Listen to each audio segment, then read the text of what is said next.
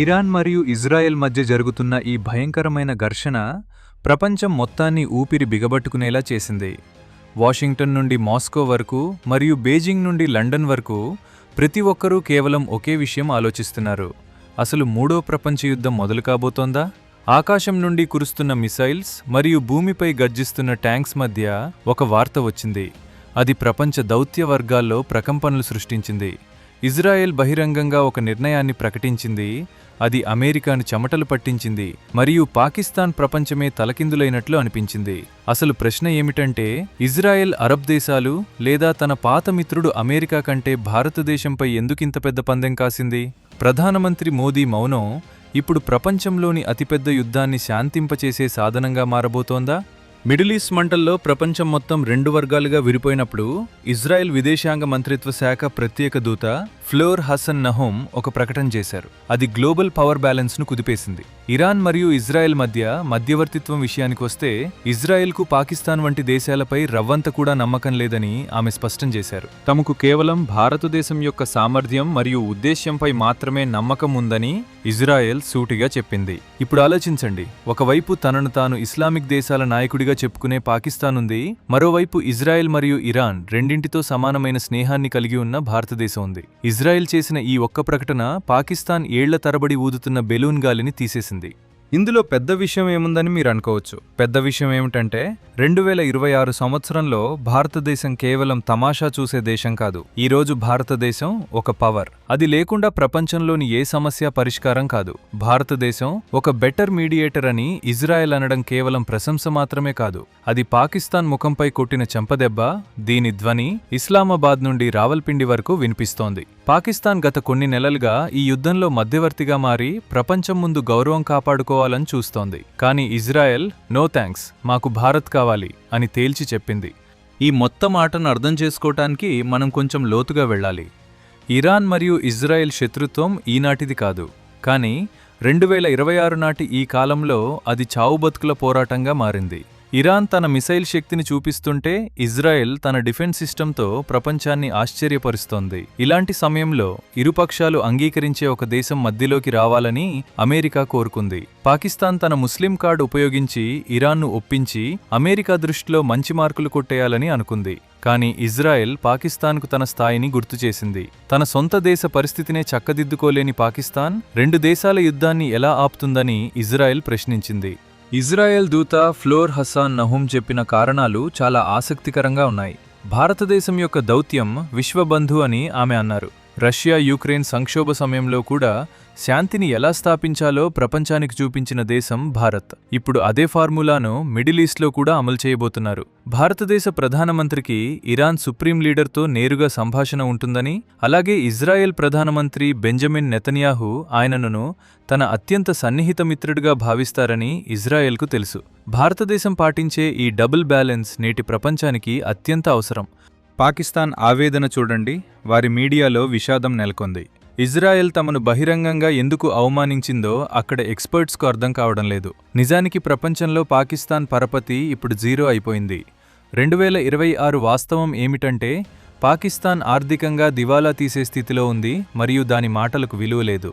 మరోవైపు భారతదేశం తన $5 ట్రిలియన్ ఎకానమీ మరియు ప్రపంచంలోని మూడవ అతిపెద్ద శక్తిగా మారే దిశగా వేగంగా దూసుకుపోతోంది. ఇజ్రాయెల్ లాంటి తెలివైన దేశం ఎప్పుడూ బలమైన గుర్రంపైనే పందెం కాస్తుంది. ఈరోజు భారతదేశం కంటే బలమైన గుర్రం ప్రపంచంలో మరొకటి లేదు. ఇప్పుడు అమెరికా విషయం మాట్లాడుకుందాం. అమెరికా ఈ విషయంలో కొంచెం అసౌకర్యంగా ఫీల్ అవుతోంది. ఎందుకంటే దశాబ్దాలుగా అమెరికానే మిడిల్ ఈస్ట్కు యజమానిలా ఉండేది. ప్రతి నిర్ణయం వాషింగ్టన్ నుండి జరిగేది. కానీ ఇప్పుడు ఇజ్రాయెల్ స్వయంగా అమెరికా కంటే భారతదేశం జోక్యంపైనే ఎక్కువ నమ్మకం ఉందని చెప్తోంది.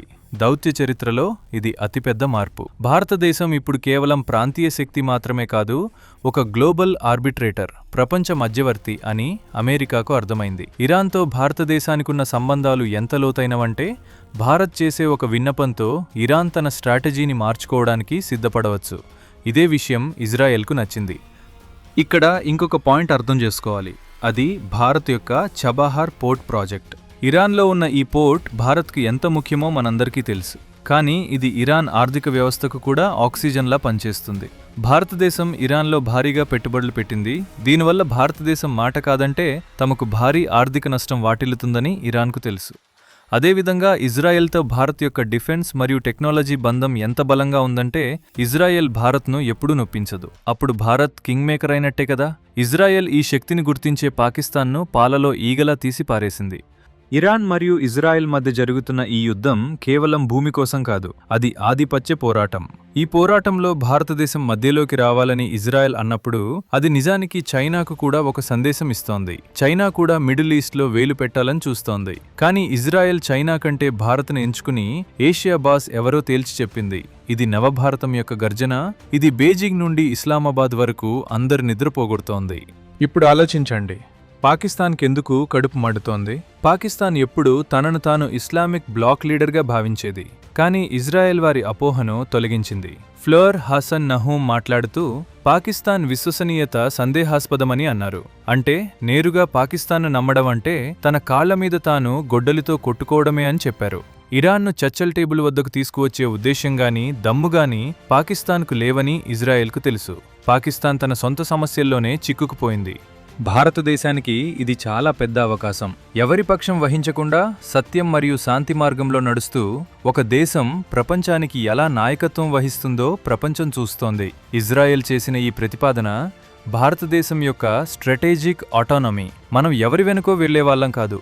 మనం అమెరికా ఒత్తిడికి లొంగం, రష్యా మాటకు లొంగం. భారతదేశ హితం మరియు ప్రపంచ శాంతి కోసం ఏది మంచిదో అదే చేస్తాం. ఇజ్రాయెల్ తీసుకున్న ఈ అడుగు అరబ్ దేశాలను కూడా ఆశ్చర్యపరిచింది. సౌదీ అరేబియా మరియు యుఏఈ వంటి దేశాలు భారత్తో సంబంధాలు మెరుగుపరుచుకున్నాయి. ఇప్పుడు అవి కూడా భారత్ వైపు చూస్తున్నాయి. భారత్ గనుక ఈ యుద్ధాన్ని ఆపగలిగితే మిడిల్ ఈస్ట్లో భారత్ ప్రభావం అమెరికా కంటే కూడా ఎక్కువ అవుతుందని వారు భావిస్తున్నారు. మరియు నమ్మండి, 2026 పరిస్థితుల్లో ఇది సాధ్యమనిపిస్తోంది. భారతదేశ ప్రభావం ఇప్పుడు కేవలం సరిహద్దులకే పరిమితం కాలేదు, అది సముద్రాలు దాటి ఎడారుల వరకు విస్తరించింది. ఇక్కడ మనం ఫ్లోర్ హసన్ నహూమ్ మాటలను మళ్లీ గుర్తు చేసుకోవాలి. ఆమె భారత్ ఒక స్టేబుల్ డెమోక్రసీ అని అన్నారు. ఈ పదాలకు చాలా అర్థం ఉంది. ప్రపంచం మొత్తం అస్థిరతతో ఉన్నప్పుడు భారతదేశ స్థిరత్వమే దాని అతిపెద్ద శక్తి. పాకిస్తాన్లో ప్రతి 2 రోజులకు ప్రభుత్వం మారుతుంది. అక్కడ ఆర్మీ ఏం చేస్తుందో ఎవరికీ తెలీదు. ఇలాంటి స్థితిలో ఇజ్రాయెల్ లాంటి భద్రత విషయంలో జాగ్రత్తగా ఉండే దేశం పాకిస్తాన్ లాంటి అన్ప్రెడిక్టబుల్ దేశాన్ని ఎలా నమ్ముతుంది? ఇరాన్తో భారత్ బంధం సంక్లిష్టమైనది కానీ బలమైనది. పాశ్చాత్య దేశాల ఆంక్షల నుండి తప్పించుకుని ప్రపంచ ప్రధాన స్రవంతిలో ఉండాలంటే భారత్ మాత్రమే తమకు సురక్షితమైన వారధి అని ఇరాన్కు తెలుసు. భారతదేశం ఎప్పుడూ ఇరాన్పై ఒత్తిడి తీసుకురావాలని చూడలేదు, సహాయం చేయడానికే ప్రయత్నించింది. అందుకే ఇరాన్ రాజధాని తెహ్రాన్లో కూడా భారతదేశం మాటను గౌరవంగా వింటారు. భారత్ మధ్యవర్తిత్వం వహించాలని ఇజ్రాయెల్ అన్నప్పుడు అది ఈ నమ్మకాన్ని ఉపయోగించుకోవాలని అనుకుంటోంది. పాకిస్తాన్కు మంట పుట్టడానికి అసలు కారణం ఏమిటంటే భారత్ సాధిస్తున్న ఈ దౌత్య విజయం పాకిస్తాన్కు ఒక ఎగ్జిస్టెన్షియల్ క్రైసిస్, అస్తిత్వ సంక్షోభం కలిగిస్తోంది. భారత్ గనక మిడిల్ ఈస్ట్ రక్షకుడిగా మారితే పాకిస్తాన్కు ఉన్న కొద్దిపాటి విలువ కూడా పోతుంది.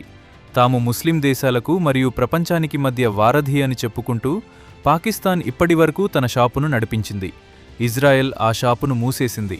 ఇప్పుడు పాకిస్తాన్ దగ్గర కేవలం అరవడం తప్ప మరేమీ లేదు. కానీ ఇది అంత సులభమా? ఇరాన్ మరియు ఇజ్రాయెల్ వంటి కరడుగట్టిన శత్రుత్వాన్ని భారత్ నిజంగా అంతం చేయగలదా? ఇది ఒక పెద్ద ప్రశ్న.